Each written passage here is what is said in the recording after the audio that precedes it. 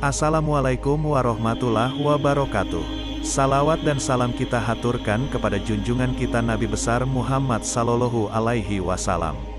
Allahumma sholli ala Muhammad. Semoga kita semua selalu dalam lindungan Allah subhanahu wa ta'ala. Amin ya robbal alamin. Kali ini akan dikisahkan beberapa kisah dari tokoh sufi masyhur, sang hujatul Islam, Abu Hamid Muhammad bin Muhammad atau Imam Ghazali. Kisah-kisah yang akan dibacakan berikut ini dikutip dari berbagai sumber, diantaranya dari islami.co. Berikut kisahnya. Diceritakan dalam kitab Mu'id an-Niyami bahwa Imam Tajuddin As-Subki rahimahullah berkata, kami pernah mendengar suatu riwayat bahwa Imam Al-Ghazali mengimami saudara laki-lakinya yang bernama Ahmad. Di tengah-tengah sholat tiba-tiba ia mufarakah, memutus jamaah dari bermakmum kepada Abu Hamid.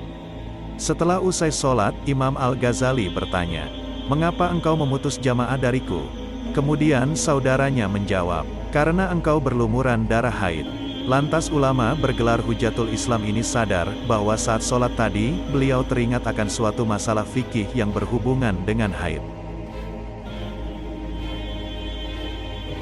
Imam Al-Ghazali adalah ahli ilmu tasawuf yang disegani hingga kini. Namun ada cerita unik perihal kegandrungannya dengan ilmu ini. Disebutkan bahwa gurunya awalnya di dunia tasawuf adalah seorang yang berprofesi sebagai tukang sol sepatu yang bernama Syekh Al-Uski Al-Khurazi. Imam Al-Ghazali berguru dengan ulama tersebut direkomendasikan oleh saudara kandungnya yang bernama Ahmad. Berawal pada saat Ahmad saudaranya itu melihatnya berlumuran darah haid saat menjadi imam sholat. Adiknya Ahmad tiba-tiba memutus jamaah. Berangkatlah Imam Ghazali menemui guru yang direkomendasikan adiknya itu. Saya ingin belajar kepada Tuan, kata Imam Al-Ghazali ketika bertemu dengan Syekh Al-Uski. Bisa jadi engkau tidak akan kuat menerima perintah-perintahku jika engkau belajar kepadaku, jawab Syekh Al-Uski. Kemudian Imam Al-Ghazali menjawab, insya Allah saya kuat menerima perintah. Mendengar tekad itu, Syekh Al-Uski kemudian berkata, baiklah kalau begitu, maka sekarang bersihkanlah lantai ini. Kemudian Imam Al-Ghazali hendak membersihkan lantai dengan sapu. Sebelum memulai, Syekh Al-Uski berkata, bersihkanlah dengan tanganmu sendiri, jangan menggunakan sapu.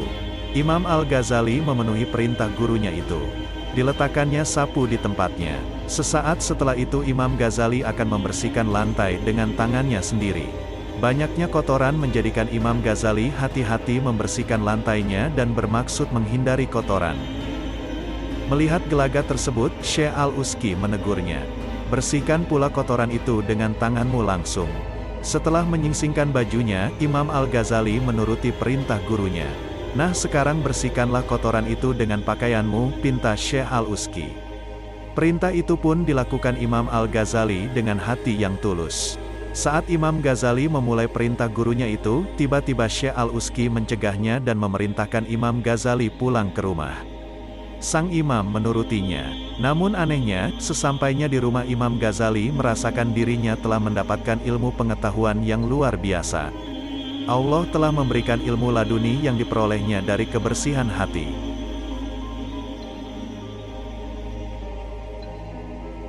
Ada kisah lagi dari filsuf terkenal yang bernama Abu Hamid Muhammad bin Muhammad atau lebih dikenal dengan nama Al-Ghazali ini, ketika bertemu kawanan perampok.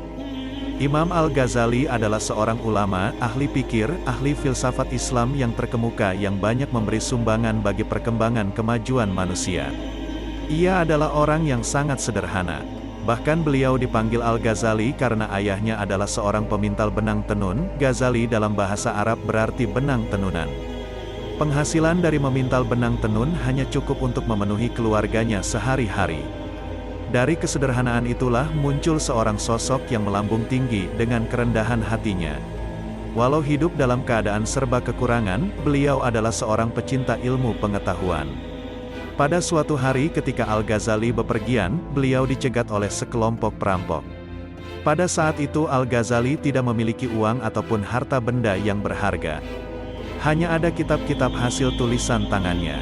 Kitab-kitab itu kemudian diambil oleh perampok, namun Al-Ghazali meminta agar kitab itu dikembalikan. Menurutnya, buku atau kitab itu sangat berharga baginya. Perampok malah tertawa mengejek Al-Ghazali. Mereka lalu menasihati Al-Ghazali dengan beberapa ejekan yang dilontarkan. Untuk apa kamu belajar kalau kamu masih tergantung pada buku? Bukankah ilmu itu di dada, bukan di buku, ejek perampok itu. Perampok itu kemudian mengembalikan kitab-kitab tersebut kepada Al-Ghazali. Mungkin Al-Ghazali selamat, namun ada semacam hentakan psikologis yang masuk ke dalam hatinya. Peristiwa tersebut membawa pengaruh besar dalam jiwa Al-Ghazali. Sejak peristiwa itulah, Imam Al-Ghazali menjadi rajin menghafal semua kitab-kitabnya hanya karena teringat ejekan perampok tersebut.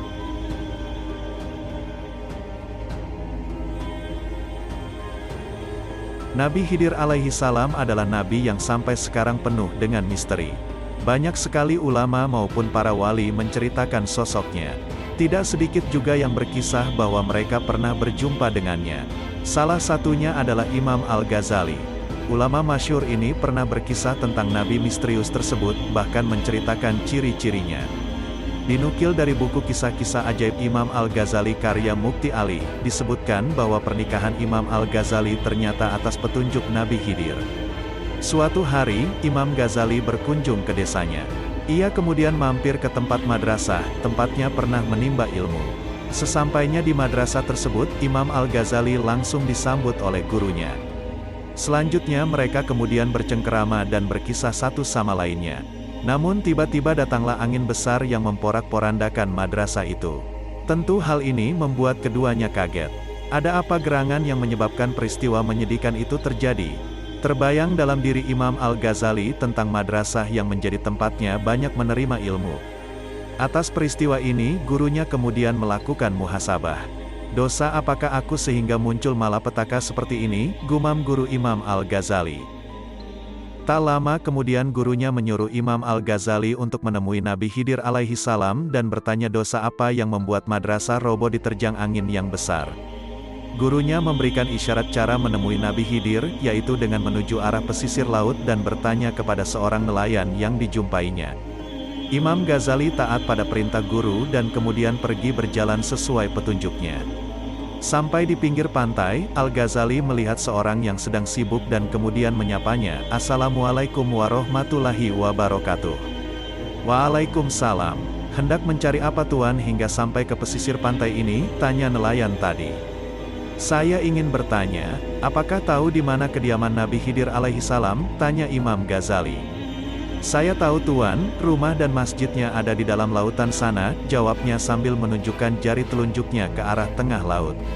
Tanpa pikir panjang, Imam Al-Ghazali langsung terjun ke laut menuju tempat yang ditunjuk nelayan tadi. Tidak ada rasa takut sedikit pun. Yang ada hanyalah memenuhi perintah gurunya. Kemudian terjadilah keajaiban. Pakaian dan tubuhnya tidak basah sedikit pun dan berjalan seperti di daratan. Maka sampailah Al-Ghazali di Masjid Nabi Khidir dan melihatnya. "Assalamualaikum warahmatullahi wabarakatuh," sapa Imam Al-Ghazali. "Waalaikumsalam," jawab Nabi Khidir. Kemudian Imam Ghazali menyampaikan maksud dan tujuannya, yaitu menanyakan mengapa madrasah gurunya itu porak-poranda.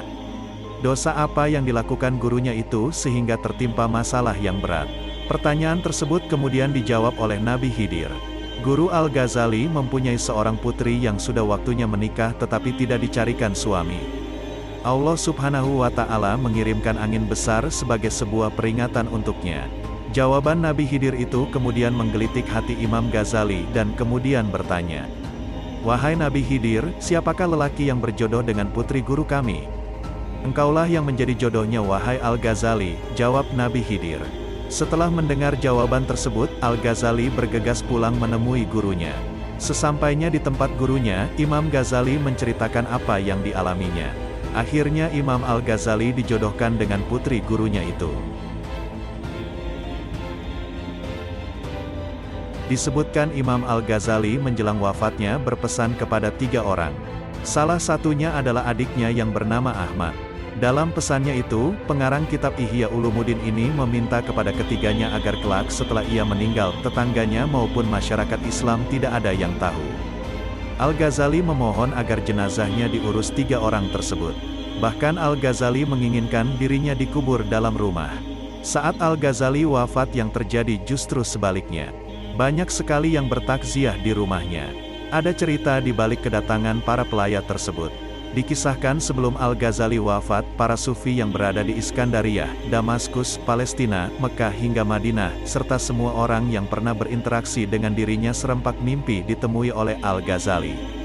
Semua mimpi yang dialami oleh kebanyakan orang tersebut sama, yaitu Imam Ghazali berpamitan kepada mereka dengan didampingi adik dan dua sahabatnya itu.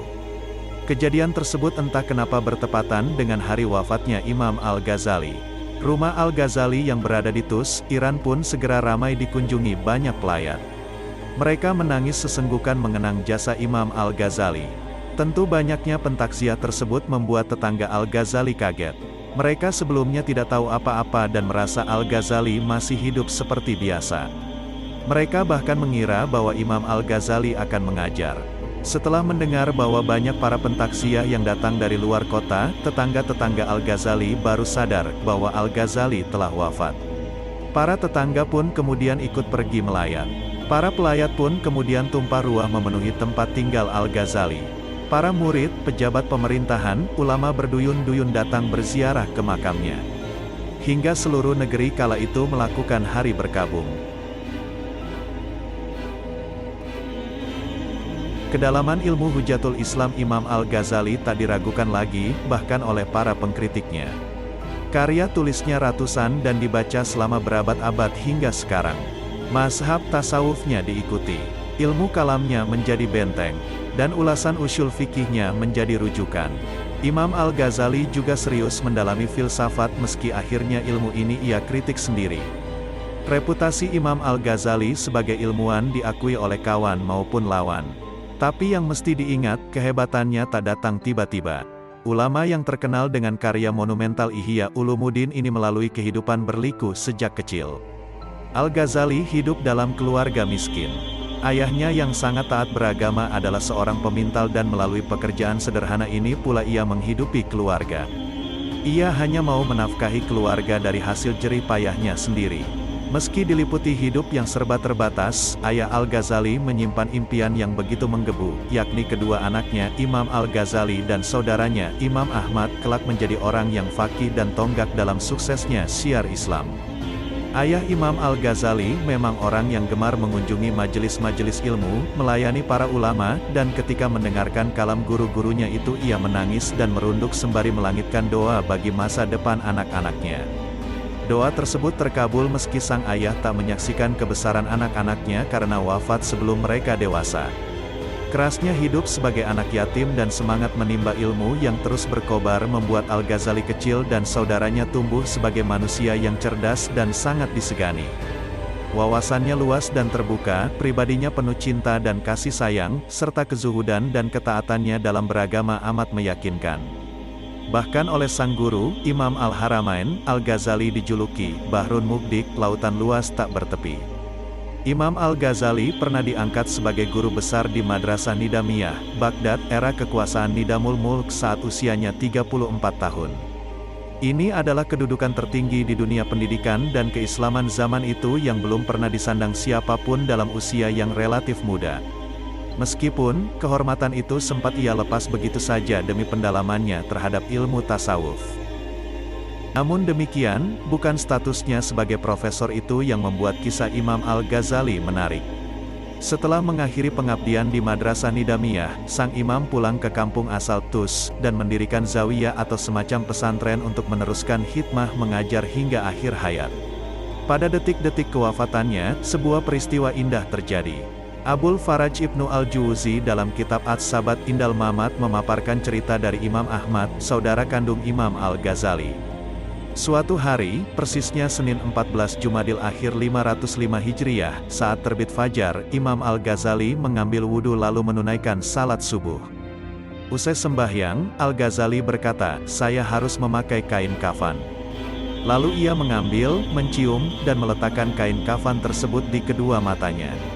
Selanjutnya, Imam Al-Ghazali berucap, "Saya siap kembali ke hadiratmu dengan penuh ketaatan dan kepatuhan, sam'an wa ta'atan lid dukhuli alal mulk." Ia pun meluruskan kedua kakinya, menghadap arah kiblat, lalu kembali kepada sang kekasih untuk selama-lamanya. Inna lillahi wa inna ilaihi rojiun. Imam Al-Ghazali wafat pada tanggal 19 Desember tahun 1111 dan dikebumikan di desa Tabran, Kota Tus. Proses wafatnya yang tenang, damai, dan indah mencerminkan kualitas kehambaannya selama hidup. Kepergiannya ditangisi para ulama, murid-muridnya, dan jutaan umat Islam. Imam Al-Ghazali mewariskan ratusan karya tulis, teladan, dan keilmuan yang tak lekang oleh zaman. Demikian beberapa kisah Imam Al-Ghazali ini dibacakan. Semoga ibrah dan hikmah senantiasa mengalir. Saya akhiri, wassalamualaikum warahmatullahi wabarakatuh.